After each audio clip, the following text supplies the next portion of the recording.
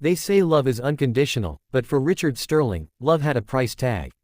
And his wife Sarah just couldn't pay it. He served her divorce papers in a crowded diner, mocking her for holding him back, unaware that just 3 blocks away, a team of high-powered attorneys was frantically searching for her. At that exact moment, Soraya wasn't just a discarded waitress. She was the sole unaware heir to the Harrington Trust, a real estate portfolio worth $1.3 billion. This is the story of the man who threw away a diamond to chase a rhinestone, and the woman who used her broken heart to build an empire. You won't believe the clause in the will that changed everything. The heating vent in the studio apartment rattled like a dying lung, a sound Sarah Calloway had learned to sleep through over the last 4 years. She sat at the chipped formica table, staring at the stack of bills that seemed to multiply overnight. Beside the stack was a plate of cold toast. Rick's breakfast, untouched. Richard Rick Sterling was currently in the shower, using up the last of the hot water. Sura checked her watch. 7:15 a.m. She had to be at the Griddle, the diner where she pulled double shifts. By 8 o'clock, her feet already throbbed in anticipation. "Where is my navy tie?" Rick's voice boomed from the bathroom, echoing off the thin tiles. "It's on the handle of the bedroom door." "Rick, I ironed it last night," Soraya called back, her voice raspy from exhaustion. Rick emerged, a towel wrapped around his waist, steam billowing behind him. He was a handsome man, sharp jawline, piercing blue eyes, the kind of face that made people trust him with their money, even when they shouldn't. He worked as a junior associate at a boutique real estate firm, a job he felt was beneath him. He constantly talked about vision and legacy, words that felt heavy in their cramped apartment where the rent was 2 weeks late. "I need the car today," he said, not looking at her as he grabbed the tie. Soraya's stomach dropped. "Rick, I have the double shift. The bus takes an hour. If I'm late again, margins are tight," Jerry said. "He'd fire me. And if I don't make this meeting with the partners at Vanguard Holdings, I'll never get the promotion. Do you want me to be a junior associate forever, Soraya? Do you want us to live in this rat hole for the rest of our lives?" He knew exactly which buttons to push. He made her feel small, like an anchor dragging down his brilliant ship. She was the one who managed the budget, who clipped coupons, who sewed buttons on his shirts, so he looked the part of a successful man. But to him, she was just the woman who didn't get it. "Fine," she whispered. "Take the car." He didn't say thank you. He dressed quickly, checking his reflection in the hallway mirror, adjusting his cuff links, a gift she had bought him by skipping lunch for 3 months. "Don't wait up," he said, grabbing his keys. "I'm getting drinks with the team after networking." The door slammed. Soraya looked at the cold toast. She wrapped it in a napkin and put it in her purse. That would be her lunch. The day was a disaster. The bus broke down halfway to the diner, forcing Saraya to run the last 6 blocks in the freezing Chicago wind. She arrived 15 minutes late. Jerry, the manager, didn't fire her, but he docked her pay and put her on the back station, the one with the worst tippers. By 2 p.m., she was running on fumes. Her phone buzzed in her apron pocket. It was a text from the landlord. "Eviction notice gets posted tomorrow if I don't see cash." Panic, cold and sharp, pierced her chest. She needed to talk to Rick. Maybe the meeting went well. Maybe he got an advance. She slipped into the walk-in freezer to call him. It went straight to voicemail. She tried again. At 4 p.m., voicemail. At 6 p.m., her shift ended. She walked out into the gray drizzle, feeling the weight of the world crushing her shoulders. She decided to walk to Rick's office. It was only 20 blocks. Maybe she could catch him before he went out for drinks. They needed a plan. They were a team, right? When she arrived at the sleek glass building of Sterling and Finch, no relation to Rick, much to his annoyance. The receptionist gave her a pitying look. Sura's hair was frizzy from the rain, her coat threadbare. "Mr. Sterling left an hour ago." The receptionist said he met a client at Leon Lemon, the French bistro, 3 streets over, $25 cocktails. Soraya felt a surge of nausea. He was spending money they didn't have. While she was begging the landlord for time, she walked to the bistro through the floor-to-ceiling windows. She saw them. Rick was sitting at a corner booth. He wasn't with a client. He was with Jessica Vane. Jessica was everything Soraya wasn't: polished, wealthy, the daughter of a hedge fund manager. She worked in PR for Rick's firm. She was laughing, her hand resting casually on Rick's forearm. Rick was smiling, a smile Soraya hadn't seen in years, a smile of genuine happiness. Soraya pushed through the heavy oak doors, dripping wet. The maitre d' tried to stop her, but she sidestepped him. Rick looked up. The smile vanished, replaced by a look of pure, unadulterated annoyance. Jessica looked at Sarah like she was a stray dog that had wandered indoors. "Sarah, what the hell are you doing here?" Rick hissed, standing up. The landlord called. "We're getting evicted tomorrow," she said, her voice trembling. "I tried to call you. You're drinking champagne." Rick looked around the restaurant, noting the stares of the other patrons.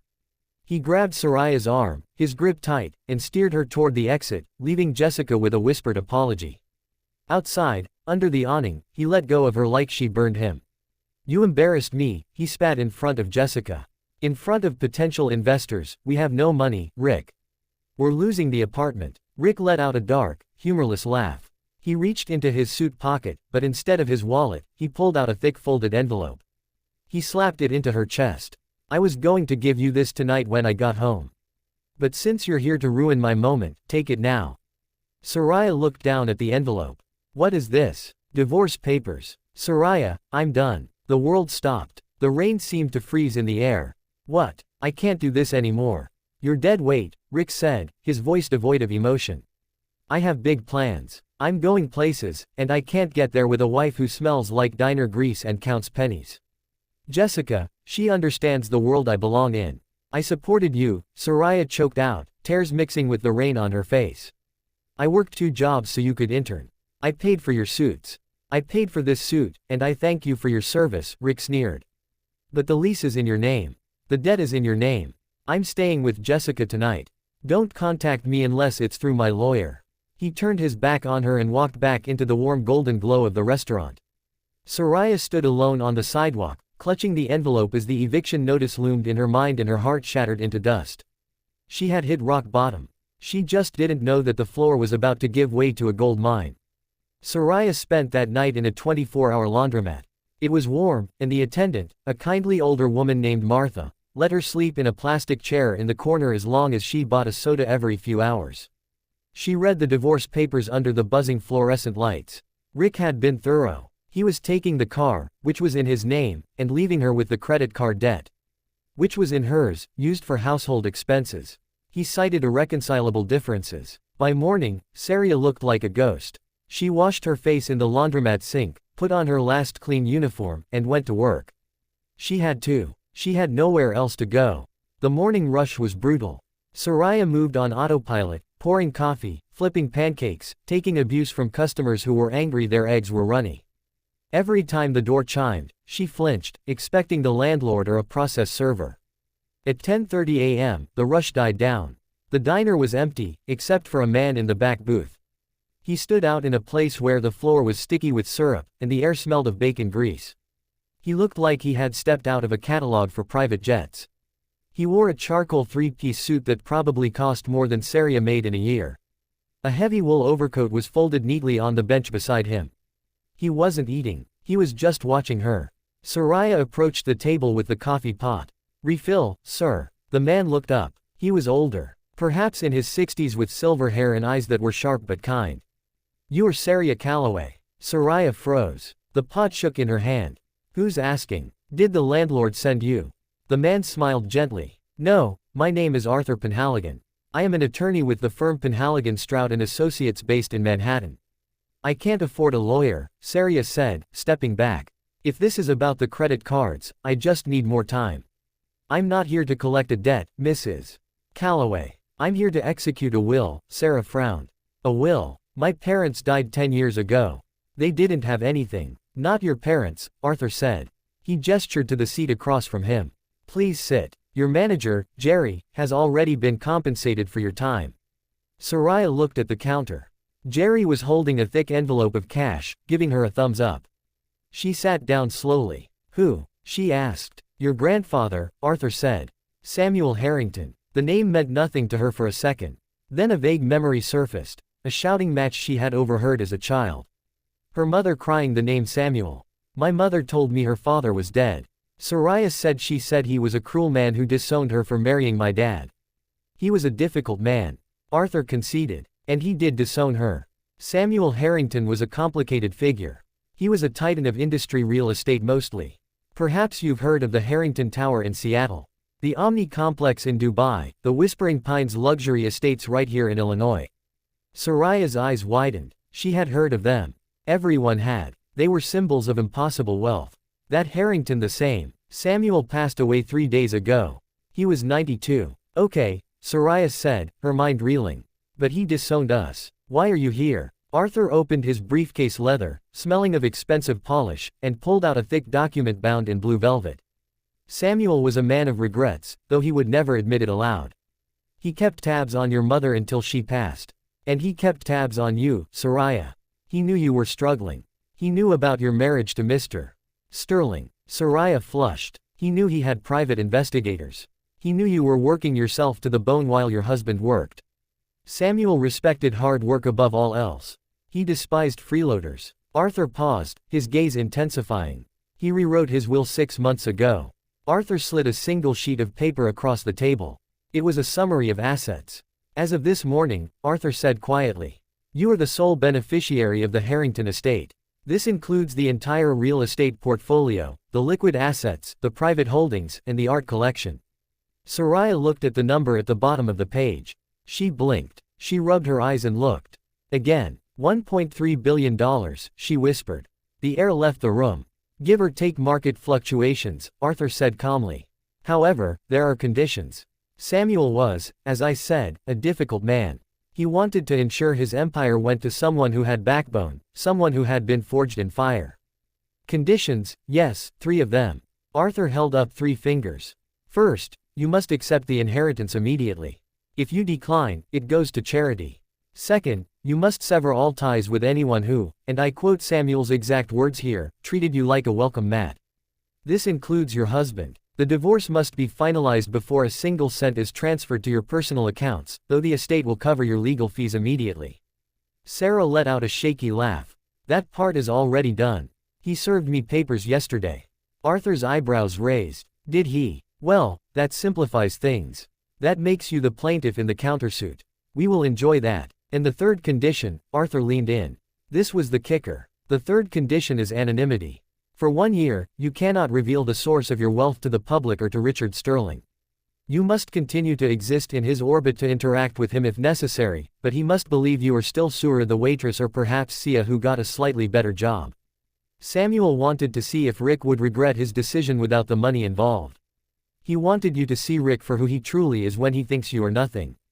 But why? Sarah asked. If I have this money, I never want to see him again. Because Arthur said, closing the folder, Samuel believed that the best revenge isn't just living well. It's watching your enemies destroy themselves because they underestimated you. And Rick Sterling is about to make the biggest mistake of his life. The question is, Soraya, do you have the courage to play the game? Soraya looked out the window. She saw her reflection in the glass, tired, worn out, discarded. Then she thought of Rick's face at the bistro, the sneer. The way he looked at Jessica, dead weight. She looked back at Arthur. For the first time in years, her spine straightened. Mr. Penhaligon, she said, her voice steady. Order me a coffee and tell me what I need to sign. The transition from Soraya the waitress to Soraya the heiress didn't happen with a montage of shopping bags and champagne. It happened in the back of Arthur Penhaligon's armored Mercedes Maybach, watching the city of Chicago blur past through tinted windows. We need to discuss your living arrangements, Arthur said, tapping on a tablet. The studio apartment is compromised. Mr. Sterling knows where it is, and frankly, it's a security risk. The Harrington Trust owns a residential unit in the Gold Coast district. It's a corporate suite, fully furnished. You will move in tonight. What do I tell people? Sarah asked, touching the soft leather of the seat. It felt alien. I can't just disappear. Rick will think I've been kidnapped. You tell them the truth with a twist, Arthur replied. You tell them you found a live-in position as a caretaker for an elderly estate. It explains the move, the new address, and the privacy. It's humble enough that Rick won't be jealous, but vague enough to keep him away. The unit turned out to be a 4,000 square feet penthouse overlooking Lake Michigan. When Soraya walked in, she didn't feel joy. She felt small. The ceilings were 12 feet high. The kitchen was larger than her entire previous apartment. Samuel used this when he was in town for board meetings, Arthur explained, placing a heavy box on the marble island. And this is your homework. Soraya opened the box. It was filled with leather-bound journals and heavy folders. Samuel's personal diaries and the operational blueprints of the Harrington Empire. Arthur. said, "If you are to rule, you must understand the kingdom. Your grandfather didn't trust business schools. He trusted instinct and ruthlessness. Read them." For the next 3 days, Soraya didn't sleep. She drank espresso from china cups and read. She read about how Samuel bought swamp land in Florida when everyone said he was mad, only to drain it and build resorts. She read about how he crushed a union strike not with violence but by buying the grocery stores where the workers shopped and lowering prices to zero until they loved him. He was brilliant, cold, and terrifying. On the 4th day, the summons came. It was an email from Rick's lawyer. Urgent settlement conference and signature required. Rick wanted it done fast. Arthur drove her to the meeting, which was held at the offices of Sterling and Finch. Soraya wore a simple black dress. It was new, bought by Arthur's assistant, but it wasn't flashy. It was well cut, made of high-grade wool, but to the untrained eye, it looked plain.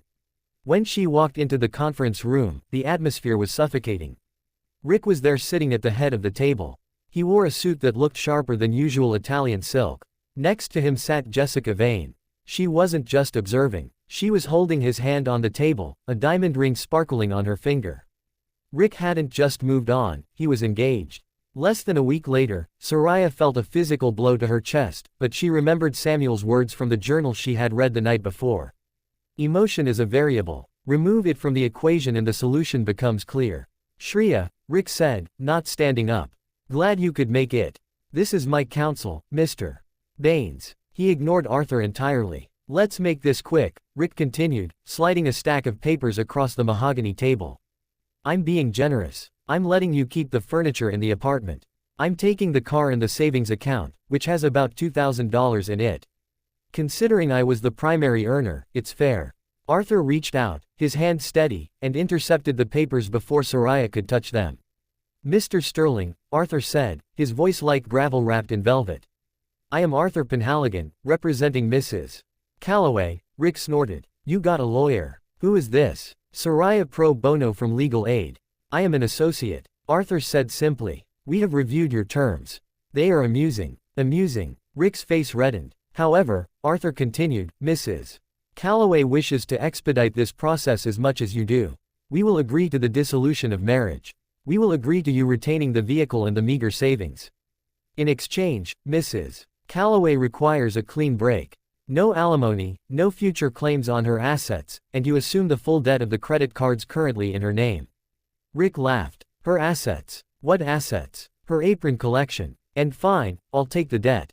It's only $5,000. I make that in a week." Jessica whispered something in Rick's ear, giggling.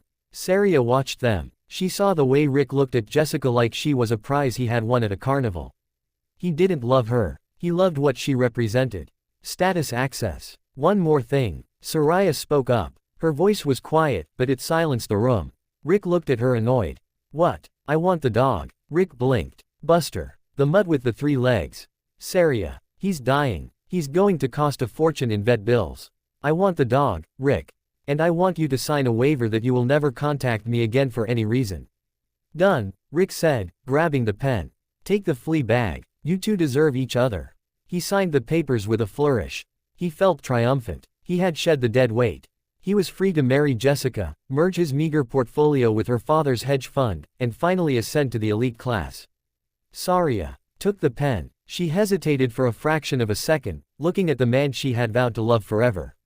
She realized then that Arthur was right. Rick wasn't a tragedy. He was a mistake, and mistakes could be corrected. She signed Saria Calloway. "Well," Rick said, standing up and buttoning his jacket. "Good luck, Sarah. I hear the diner is hiring for the night shift. You're going to need it." He didn't offer a hand. He turned to Jessica, kissed her cheek, and walked out. Arthur waited until the door clicked shut. He packed the papers into his briefcase. "The divorce will be finalized by a judge in 48 hours, Arthur said.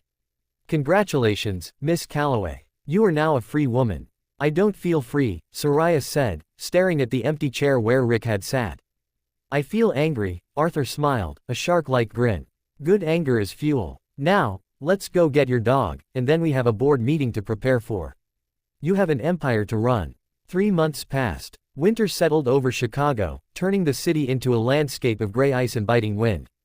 But inside the Harrington penthouse, the air was climate-controlled to a perfect 72 degrees.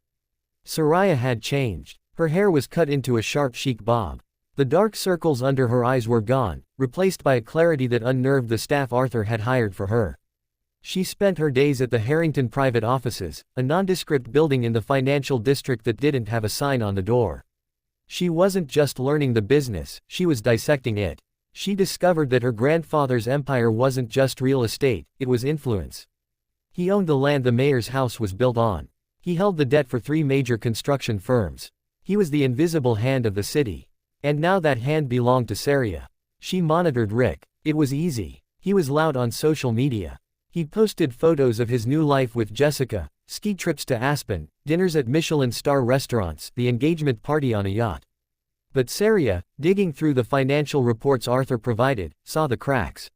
Rick was overleveraged. He was spending money he didn't have to keep up with Jessica's crowd.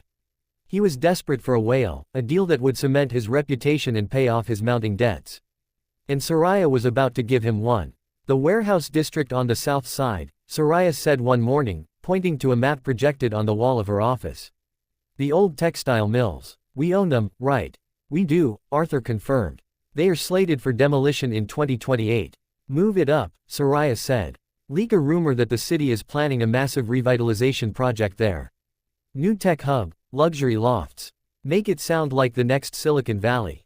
That is manipulation, Arthur warned, though his eyes twinkled. It's business, Saria corrected. Put the property on the market, but not through our main channels. Use a shell company, Red Rock Holdings. Make it look like a distressed asset sale. High potential, low entry price. And the bait is exclusivity. Only invite 3 firms to bid. Make sure Sterling and Finch is one of them. Arthur nodded slowly. Rick will bite. He's been looking for a development project to lead. He won't just bite, Saria said, turning to the window. He'll swallow the hook. The trap was set. 2 weeks later, Rick Sterling sat in his office, his heart racing. The file on his desk was thick, stamped with the logo of Red Rock Holdings. It was the opportunity of a lifetime, a massive plot of land primed for development being sold by a panic-stricken overseas investor. Or so the rumor went. He had convinced his boss, Patrick Finch, to let him lead the acquisition. Jessica's father had even put up some of the collateral. If Rick pulled this off, turning a run-down district into a tech haven, he would make millions in commission and equity. The sellers want a face-to-face, Rick told Patrick. They're old school. They want to look the buyer in the eye. Don't screw this up, Sterling. Patrick growled, chewing on a cigar. We're leveraging a lot of capital on this intel. If the city zoning doesn't go through, it will, Rick promised, his confidence returning. I have a source at City Hall. He didn't. He had a vague assurance from a friend of a friend. The meeting was set at the Langham Hotel in a private conference suite. Rick arrived 20 minutes early. Checking his reflection in the lobby glass. He looked the part of the tycoon. He rehearsed his pitch. He was ready to charm the pants off whoever represented Red Rock. At 2 p.m. the doors opened. Arthur Penhaligon walked in. Rick paused. He recognized the man. The divorce lawyer. You. Rick scoffed. What are you doing here? Did Saria send you to beg for more money? Arthur didn't smile. He sat at the head of the table and opened a slim laptop. Mr. Sterling, I am not here regarding your ex-wife. I am the legal proxy for Red Rock Holdings. I manage the assets for the principal owner. Rick laughed, a nervous barking sound. You represent a multi-million-dollar real estate fund. You were representing a Waitress 3 months ago. I have a diverse client list, Arthur said dryly. Shall we proceed? Rick sat down unnerved. Fine, let's talk numbers. Sterling and Finch is prepared to offer $40 million for the textile block. Arthur typed something into the laptop. A notification chimed on a screen mounted on the wall behind him. It was a live feed. The screen was black, audio only. The owner is listening, Arthur said. Please address your pitch to the screen. Rick straightened his tie. This was weird, but rich people were eccentric. To the board, Rick began using his best sales voice. My vision for the South Side is transformative. We aren't just building condos. We are building a legacy. I personally guarantee that this project will yield a 200% ROI within 5 years. A voice came through the speakers. It was digitally altered, deep, and distorted. Mr. Sterling, your firm has a reputation for cutting corners on materials. How do we know you won't build a slum wrapped in glass? Rick bristled. That is slander. My projects are top tier. Look, I'm putting my own reputation on the line here. My fiancé's family is backing this. We are all in. And your financial standing? The voice asked. We ran a background check. You have significant personal debt. Rick sweated. How did they know? Liquid assets are tied up in investments. Standard practice. Look, 40 million is a fair price. You won't get a better offer. Arthur looked at the laptop screen, then back at Rick. The owner has a counter proposal. Let's hear it, Rick said. They will accept the 40 million. But there is a clause, the good faith clause. You must put down a non-refundable deposit of $5 million within 24 hours to secure the exclusive negotiating rights. If you fail to close the deal within 30 days or if the zoning falls through, you forfeit the deposit. Rick's throat went dry. 5 million cash. That was everything Jessica's father had put up, plus everything Rick had managed to borrow against his future bonuses. It was a massive gamble. That's highly irregular, Rick stammered. Take it or leave it, the distorted voice said. We have other buyers waiting.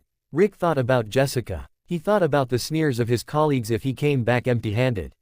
He thought of Soraya, probably scrubbing dishes somewhere while he was here making mega deals. He had to win. I'll take it, Rick said. I'll wire the deposit tomorrow. Excellent, Arthur said. He slid a contract across the table. Rick signed. His hand shook slightly as he left the room. Feeling a mix of nausea and exhilaration, Arthur typed a message into the laptop. He took the bait. In the darkened office of the Harrington penthouse, Soraya sat in front of the microphone. The voice modulator turned off. She watched Rick on the hidden camera feed as he wiped sweat from his forehead in the hallway. He just bet his entire future on a plot of land that I know contains toxic waste. Soraya whispered to the empty room. She'd picked up one of Samuel's journals. The entry from 1982 read the Southside Textile Mills. Ground is poisoned with lead and asbestos.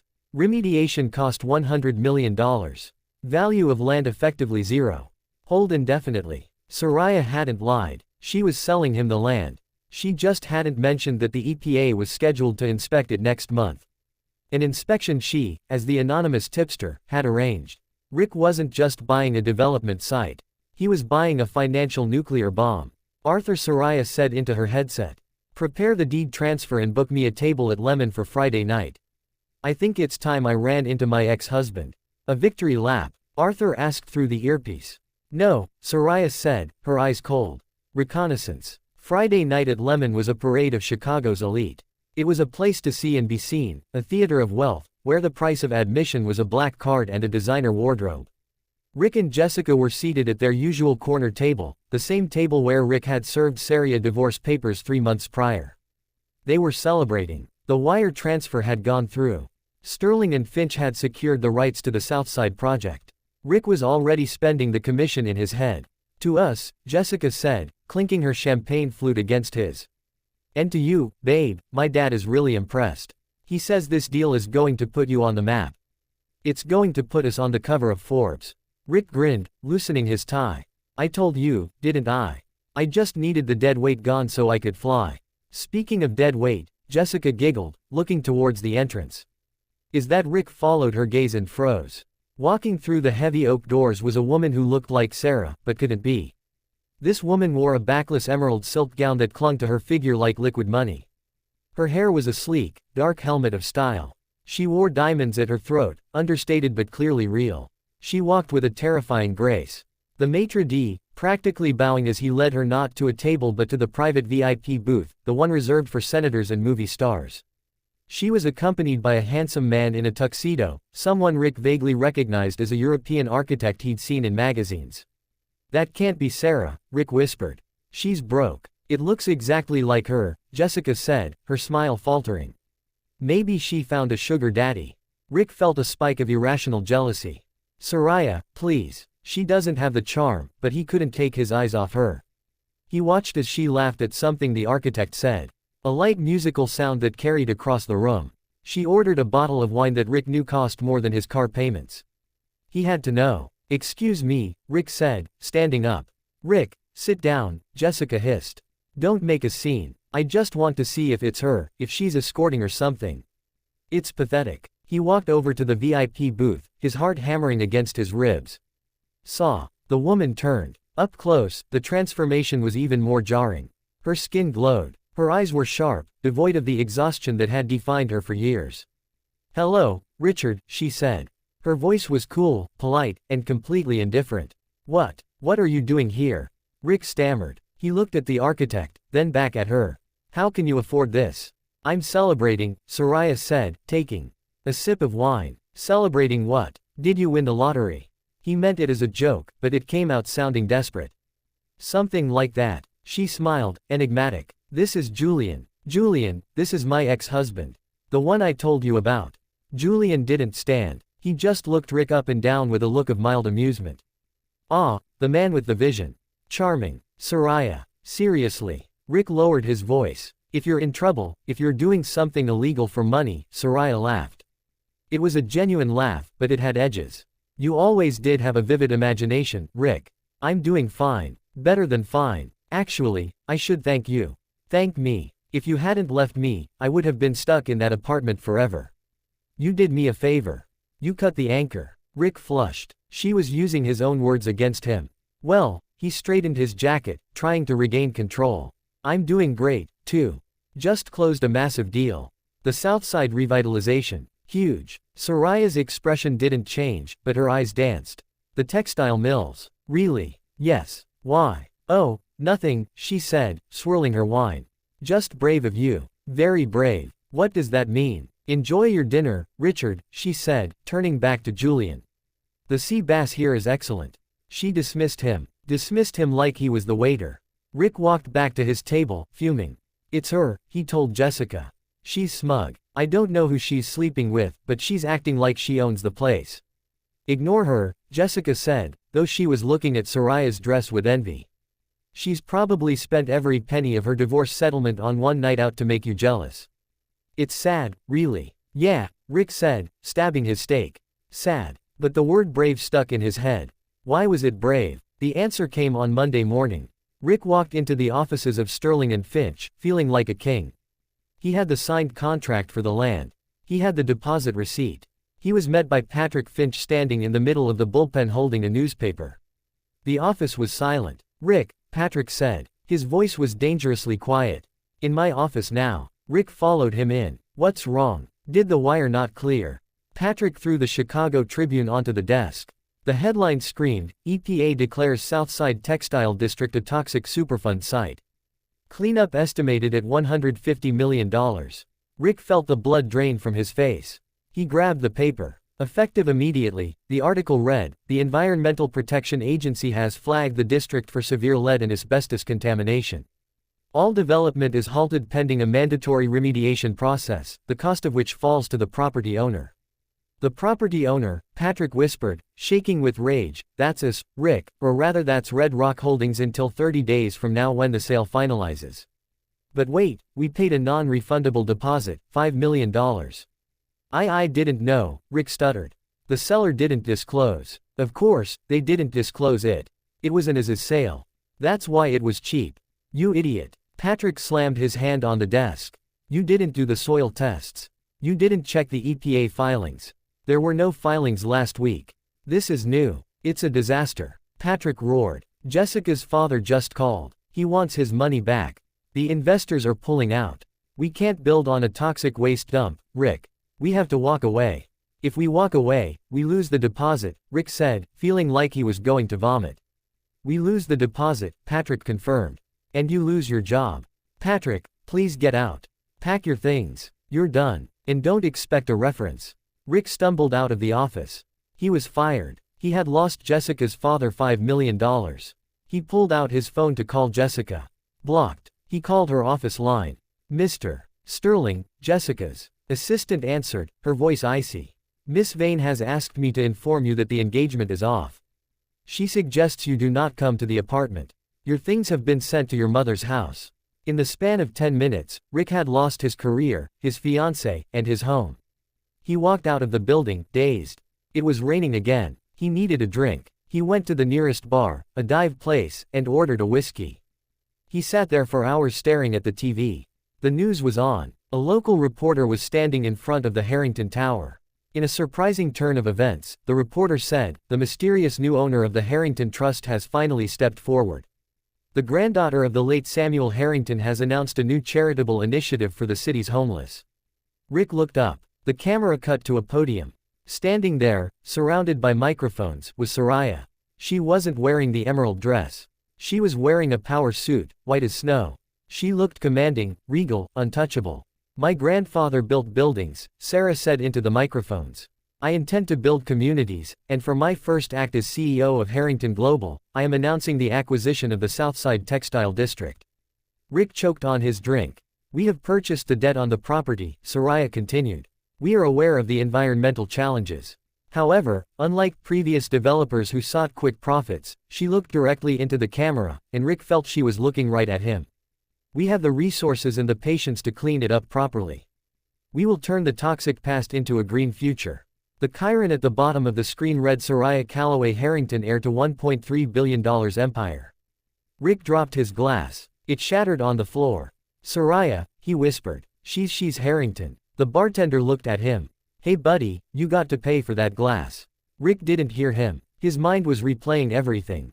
The divorce, the dead weight, the man at the diner, Arthur Penhaligon. Arthur Penhaligon, the lawyer who represented Red Rock Holdings. The realization hit him like a freight train.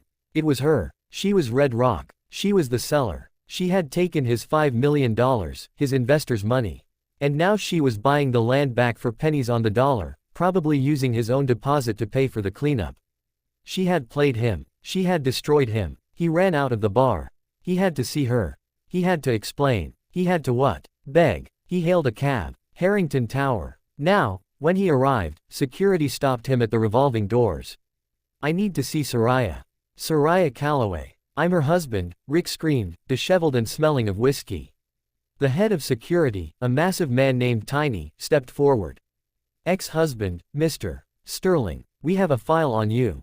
Let me in. She needs to know I still love her. It was all a mistake. A black SUV pulled up to the curb. The rear window rolled down. Soraya sat inside. She looked at Rick wet, desperate, ruined. Rick ran to the car. Saraya, please. I didn't know. I made a mistake. Jessica meant nothing. I was lost. Take me back. We can run this together. You need a partner. Sura lowered her sunglasses. She looked at him with pity. Not anger. Pity, which was worse. I have a partner, Rick, she said calmly. His name is Arthur, and he's a much better businessman than you, Sarah. You can't leave me like this. I have nothing. You have exactly what you started with, Soraya said. Your ambition. Let's see how far it gets you without an anchor. She pressed a button. The window rolled up. Go, she told the driver. The car pulled away, splashing muddy water onto Rick's expensive Italian shoes. Rick stood alone on the sidewalk, watching the taillights of the $1.3 billion woman disappear into the Chicago night. 1 year later, the Chicago skyline had changed. It wasn't a drastic shift in silhouette, but a shift in energy. The rot that had plagued the Southside Textile District was gone. In its place stood the Phoenix Project, a sprawling complex of mixed-income housing, green parks, and a tech incubator that had attracted startups from all over the country. It was the jewel of the Harrington portfolio, and it was the tombstone of Richard Sterling's career. Soraya sat in the executive suite of the Harrington Tower. The office, once a museum of her grandfather's austere tastes, was now warm, filled with modern art and light. Arthur Penhaligon sat across from her, reviewing the quarterly earnings. The board is ecstatic, Arthur noted, closing a folder.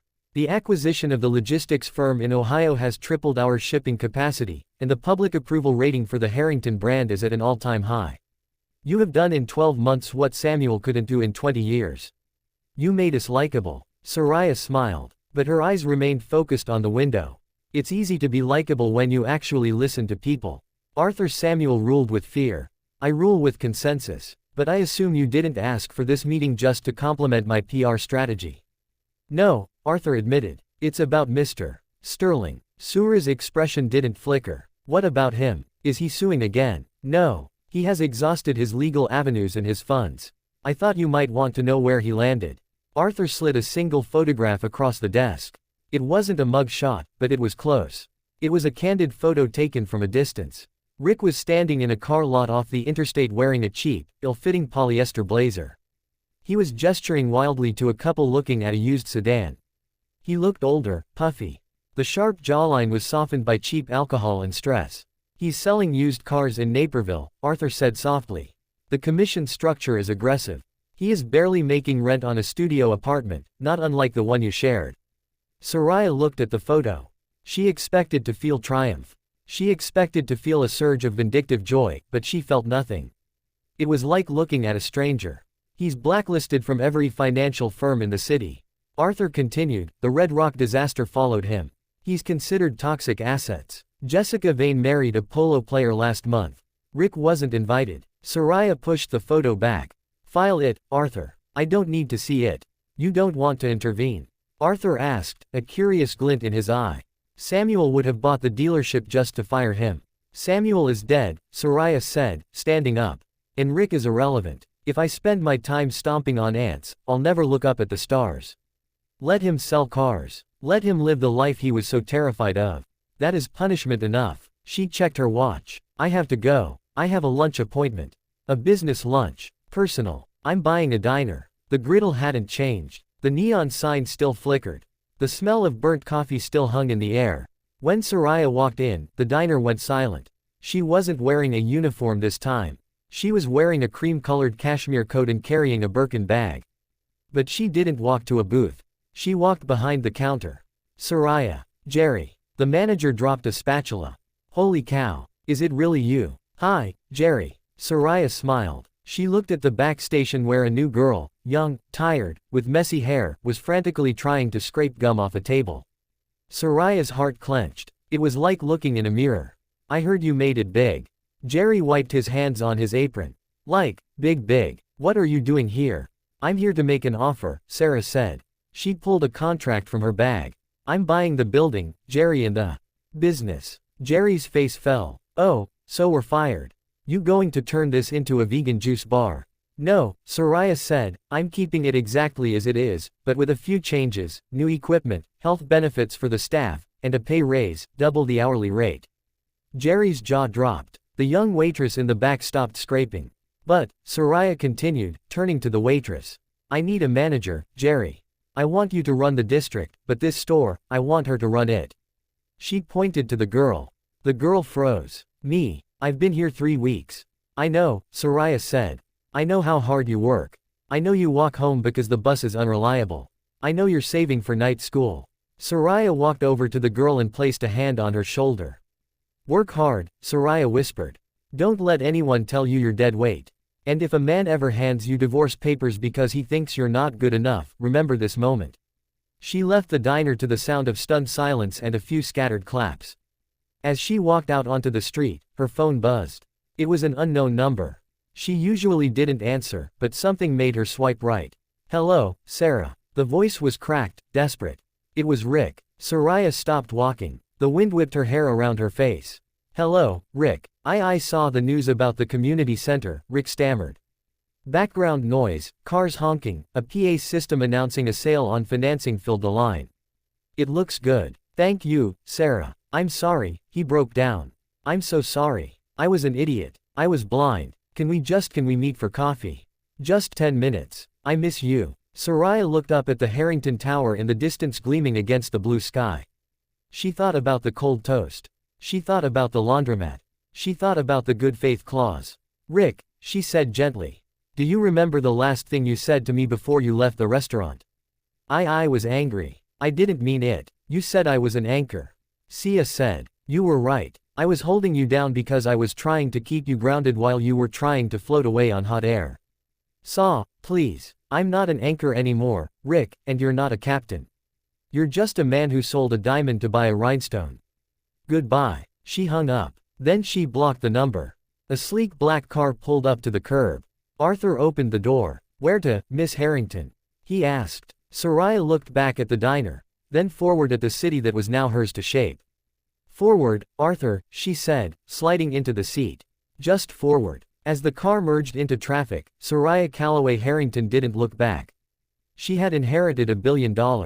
Yes, but the true inheritance wasn't the money. It was the realization that her value had never been determined by a bank account, and certainly not by a man. The money was just the tool she used to prove it to the world. She opened her laptop. A new deal was waiting. A skyscraper in London. She smiled. She was just getting started. And that is the incredible story of Soraya Calloway and the divorce that backfired in the most spectacular way possible. It's a harsh reminder that you should never judge someone by their current circumstances because you never know when the tables might turn. Rick Sterling learned the hard way that loyalty is the most expensive currency on earth. And once you spend it, you can't buy it back. Not even with $1.3 billion. What do you think? Did Soraya go too far with the Red Rock trap? Or did Rick get exactly what he deserved? And would you have helped your ex if you were in Sia's shoes? Or would you have let them sink? Let me know your thoughts in the comments below. If you enjoyed this story of karma, betrayal, and massive success, please hit that like button. It really helps the channel. Don't forget to subscribe and ring the bell so you never miss a new story. Thanks for watching and I'll see you in the next video.